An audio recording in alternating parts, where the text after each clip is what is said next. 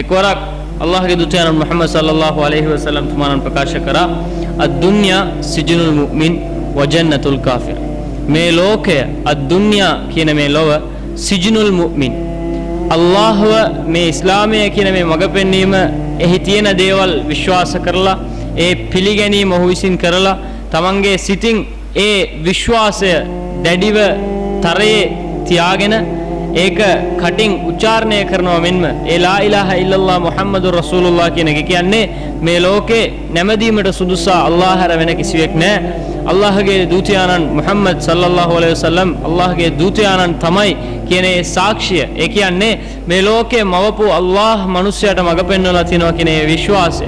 ඒ වගේම අල්ලාහගේ දූතයාණන් තමයි මේ මිනිසට මඟ පෙන්වලා තියෙන මේ ලෝකේ ජීවත් වූ යුතුයි කියන ඒ පිළිගත් අය. ඒ කරුණු දෙකටම අවනත වෙන අයට තමයි අපි මුස්ලිම් කියන්නේ. එහෙනම් මේ මුස්ලිම් වරයාට තියෙන තවත් එක් නාමයක් මුමින්. මුමින් කියන්නේ විශ්වාසවන්තයා. මේ විශ්වාසවන්තයා මේ ලෝකේ විශ්වාස කරගෙන ඉන්න දේවල් ඔහු ඒ විශ්වාස කරලා තියෙන දේවල් පදනම් වෙච්ච එහි කියන ඉගැන්වීම් තුලින් තමයි මේ නිර්වචනය ලබා දෙන්නේ මේ ලෝකය මේ මුස්ලිම් වරයෙක්ට නැත්නම් මේ මුමින් වරයෙක්ට මේ ලෝකයේ හිරගෙදරක්.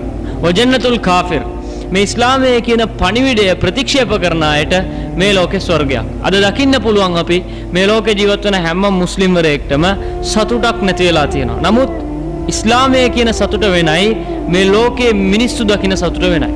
මේ ලෝකයේ මිනිස්සෙක් මොන දේවල් වල කැමති වෙන්නේද?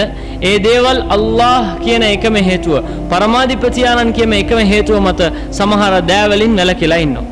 එහෙනම් මේ ලෝකයට දුන්න පොඩි කෙටි නිර්වචනයක් තමයි අපිට මුස්ලිම් වරයෙක්ට මේ ලෝකේ සිරගෙදරක්, මුස්ලිම් නොවන අයට ප්‍රතික්ෂේප කරන අයට මේ ලෝකය ස්වර්ගයක් කියලා.